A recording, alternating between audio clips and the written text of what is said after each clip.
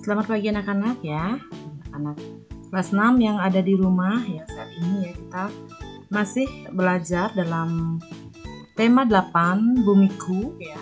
Subtema 2 Bumiku dan musimnya, pembelajaran 5 dan 6. Nah, baik anak-anak ya, sebelum kita mulai pembelajaran, kita akan apa tujuan Miss memberitahukan tujuan pembelajaran yang akan kita pelajari hari ini ya. Yang pertama, siswa mampu memahami proses terjadinya gerhana. Siswa mampu menemukan kata kunci dan pameran informasi penting isi teks. Siswa mampu memahami gerak dasar tarik reaksi daerah, bentuk perpasakan maupun kelompok. Dan siswa mampu mengidentifikasi dampak tidak peduli terhadap lingkungan. Nah, sambil ambil buku modul kalian ya, silakan lihat buku modul tema 8 kalian ya. Subtema 2 pembelajaran 5 dan 6 ya.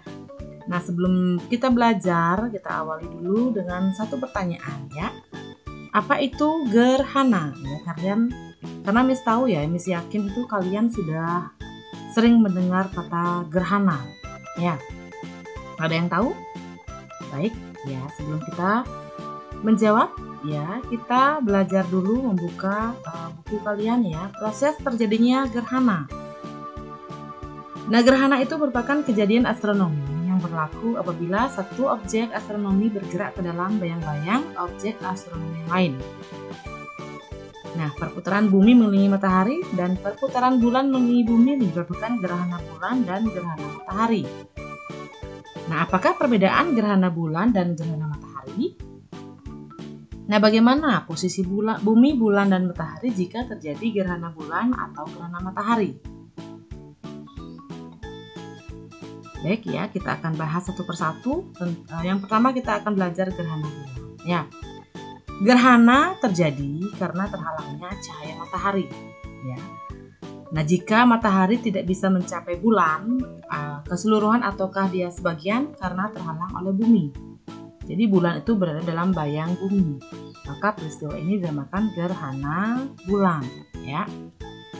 Nah, jika bayangan bulan jatuh ke permukaan bumi atau bulan menghalangi sebagian cahaya matahari yang menuju ke bumi, maka dinamakan gerhana matahari. Jadi kalau sudah terjawab ya pertanyaannya, apa itu gerhana bulan, perbedaan antara gerhana bulan dan gerhana matahari. Ya, kalau belum jelas kalian bisa baca buku modul kalian kembali ya. Bayangan ada dua macam ya, ada umbra dan penumbra. Nah, umbra ini bayangan inti ya.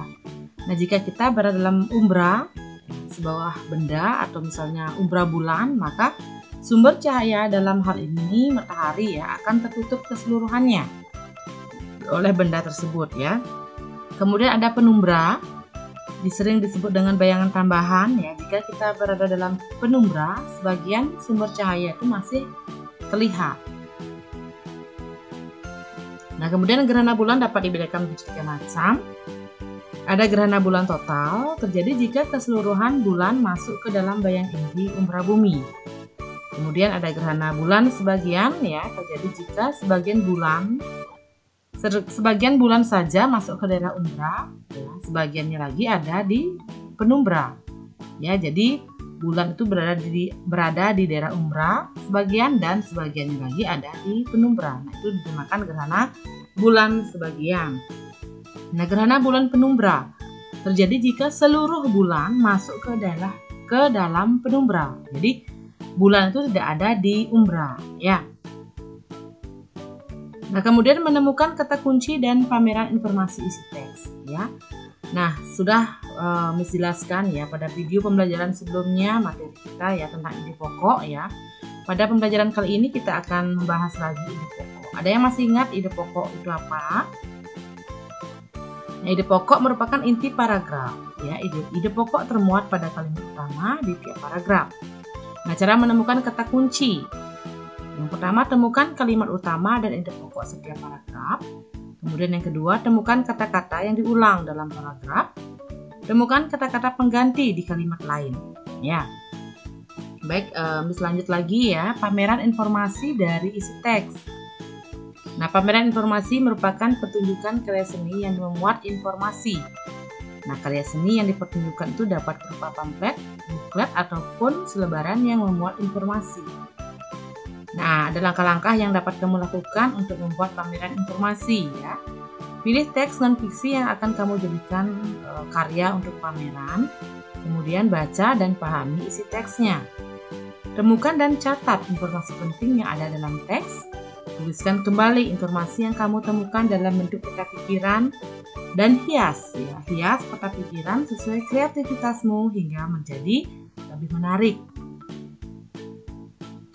Baik, Miss lanjut dalam muatan SPDP, gerak dasar tari kreasi daerah bentuk berpasangan ya. Nah, masih ingat ya tari berpasangan itu apa? Nah, tari berpasangan merupakan tarian yang diperankan oleh dua orang atau lebih ya dengan berpasangan. Baik dia laki-laki dengan laki-laki, perempuan dengan perempuan, ataukah laki-laki dengan perempuan ya. Cirinya tari berpasangan ini dia saling selaras dan harmonis ya. Contoh tari berpasangan, ada tari payung, kemudian dari Bambang Cakil, ada tari Jangir. Baik, gerak tari kreasi daerah dalam bentuk kelompok ya. Nah, tari kelompok merupakan tarian yang diperankan oleh 3 penari atau lebih. Ya, tari kelompok dapat diperagakan oleh perempuan, laki-laki, ataukah laki-laki dan perempuan ya. Gerakan penari dalam tari kelompok terlihat saling mendukung dan harmonis ya. Contohnya ada tari kupu-kupu ya yang mengekspresikan kehidupan kupu-kupu yang berasal dari Bali. Tari saman itu gunanya menyambut tamu-tamu terhormat. Tari piring ya dia sebagai sarana hiburan bagi masyarakat. Baik, lanjut dalam dampak tidak peduli terhadap lingkungan ya. Nah, peduli adalah sikap mau memperhatikan ya, memperhatikan kondisi lingkungan. Ya, mendorong kita untuk menjaga kelestarian lingkungan ya, supaya lingkungan tetap menjadi bersih ya. Nah, kemudian dampaknya apa kalau kita tidak peduli terhadap lingkungan ya? Menimbulkan pencemaran udara. Ya, menyebabkan terjadinya banjir ya, karena kalian buang sampah sembarangan. Menimbulkan penyakit karena sampah yang menumpuk ya. Juga menimbulkan pencemaran air akibat pembuangan sampah ya, mengganggu ekosistem sungai.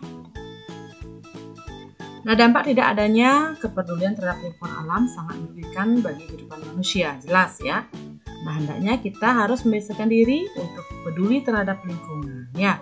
Nah, contohnya membuat tempat pembuangan limbah rumah tangga ya, membuang sampah pada tempatnya, membersihkan lingkungan secara rutin ya, mengurangi penggunaan plastik. Nah, untuk video pembelajaran kali ini ya cukupkan sampai di sini dulu ya. Kita akan bertemu lagi dalam video pembelajaran selanjutnya. Terima kasih anak-anak.